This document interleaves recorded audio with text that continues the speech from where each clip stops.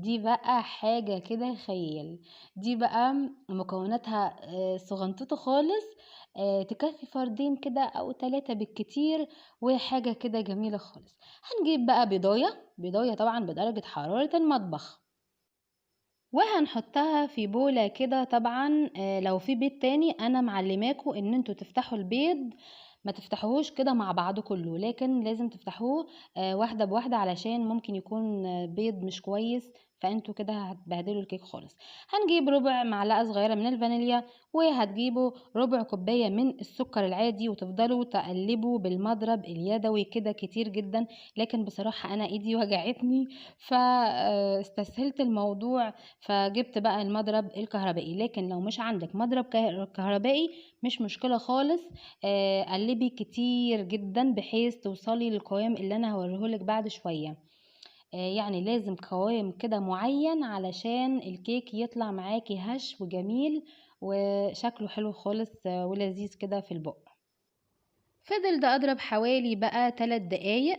طبعا لو بالمضرب العادي اليدوي هتضربي كتير علشان توصلي ان البيض مع السكر يدي لون فاتح خالص خالص. بصوا هو اللون ده لازم يكون لون فاتح ابيض خالص، علشان ده بيساعد ان البيض يكون هش. هتحطي حوالي معلقتين كبار من الزيت النباتي، وهتقلبي بالمضرب بقى. نرجع بقى للمضرب اليدوي، هتقلبي كده تقليبتين كده حلوين علشان نضيف بقى الدقيق. شفتوا القوام بتاعه بيكون بالشكل ده، عشان انتي لو استخدمتي المضرب اليدوي العادي. طبعا ندخل الدقيق. هنعمل ايه بقى؟ هنجيب حوالي تلت كوباية من الدقيق. تلت كوباية، طبعا أنا مسحت الرخام علشان عليها سوائل. هنجيب حوالي تلت كوباية من الدقيق العادي، او الدقيق متعدد الاغراض. دقيق متعدد الاغراض، تمام. هنجيب حوالي تلت كوباية. طبعا الدقيق لزق في الفنجان، فانا اضطريت اجيب السباتولا اللي انا بعتمد عليها في كل حاجة. انا مش عارفة الدقيق او السكر بيلزقوا عندي في الفناجين اول ما اعمل الوصفة، معرفش ليه. بعد كده هتضيفي حوالي معلقتين كبار من الكاكاو الخام، الكاكاو البودرة، وهتضيفي نص معلقة كبيرة من البيكنج باودر، وربع معلقة كبيرة من البيكنج صودا او بيكربونات الصوديوم، او ربع معلقة صغيرة، تمام. بعد كده هتقلبي كل المكونات الجافة دي مع بعض، وهتقلبيهم على السوائل. طبعا الطريقة دي اللي هي ببيضة واحدة هتكفي فردين او 3، لكن انت ممكن تقطعيها كده بطريقة شيك كده وتحطيها في طبق، هتكفي يعني حوالي 4 كمان. لو انت مستعجلة وعندك ضيوف اصدقائك 2 3 جايين، ممكن تعمليها لهم على كوباية شاي كده، حاجة كده سيمبل وحاجة كده بسيطة خالص، وما بتاخدش اي وقت خالص، وان شاء الله هتطلع معاكي ناجحة وجميلة. بعد كده لما نخلنا المكونات الجافة، هتجيبي المضرب اليدوي العادي، وهتجيبي حوالي ربع كوباية من اللبن. ما تضيفيش اللبن كده على طول، لا ضيفيه بالتدريج. هتحطيه يعني بمراحل، يعني هتحطي شوية وتقلبي بالمضرب اليدوي، وبعد كده هتحطي شوية وهتقلبي من فوق لتحت، او ممكن لو عندك سباتولا هتقلبي من فوق لتحت علشان كمان الكيك يطلع هش كمان. طبعا احنا بقى فضلنا نضرب اللبن كده علشان ما ينفعش نضيفه على طول، علشان ما يهبطش الفوم اللي احنا عملناه في اول خطوة. تمام، دي اخر حاجة من اللبن بقى، علشان كده يطلع معايا حلو خالص.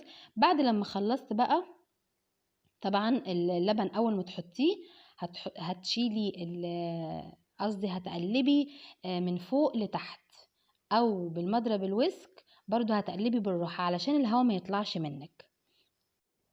كده خلصنا المكون اللطيف الظريف ده، يعني بص حاجة كده كيوت خالص. جبت هنا بقى ورقة الزبدة. انا استخدمت ورق الزبدة ليه؟ او انتي ممكن تبطنيها بسمن ودقيق، او زبدة ودقيق، او زيت ودقيق، علشان لما تيجي تقلبي الدقيق لو حابة تقلبيه هتقلبيه بسهولة جدا.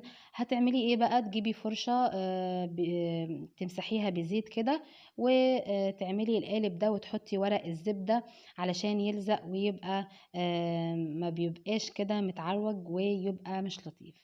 هتحطي بقى المكونات بتاعة الكيك ده وبعد كده هتحطيه بقى في الفرن على درجة حرارة 180 درجة. ما تفتحيش الفرن قبلها بتلت ساعة. يعني هيستوي بقى القارب ده من 20 دقيقة ل30 دقيقة بالكتير. وطبعا لو عندك فرن عادي، درجة الحرارة اللي هي 180 بتساوي في الفرن العادي حوالي اللي هي بتكون متوسطة، يعني ما بتكونش عالية أو واطية، بتكون متوسطة. هتعملي بقى على الرخامة كده شوية علشان القارب لو كان فيه هوا يطلع منه ويكون متساوي خالص. هنشوف بقى النتيجة هنا. شفتوا بقى أول حاجة معلش أنا هنا الشمع أهم حاجة. بصوا الشمع ده ريحته جنان كده، ريحته جميلة جدا. أنا لازم أولعه كده علشان بيدي ريحة جميلة وبيساعدني إن أنا أعمل كيك بطريقة حلوة. بصوا بقى الكيك حلو ازاي، يعني بصراحة طلع من هش جدا. طبعا اول ما تطلعيه لازم تختبريه بخل عندك او باي شوكة عندك. لو طلع نضيف يبقى انت كده ماشية كويس ان شاء الله. طبعا انا جيت هنا قلبته علشان لما احط صوص الشوكولاته يكون متساوي، لان المنطقه اللي فوق طبعا مفتوحه كده، فانا لو حطيت صوص الشوكولاته مش هيكون شكله لطيف. شفتوا هش وحلو ازاي. هنيجي بقى نحطه بقى نقلبه على الظهر علشان لما نيجي نحط صوص الشوكولاته يكون شكل الكيك حلو خالص. طبعا الطريقة دي عجبتني لانها ما بتاخدش اي وقت خالص، وهشة وجميلة. وممكن انتي تزينيها او تعمليها انتي في اي وقت، ما بتكلفش يعني ربع ساعة بالكتير خالص.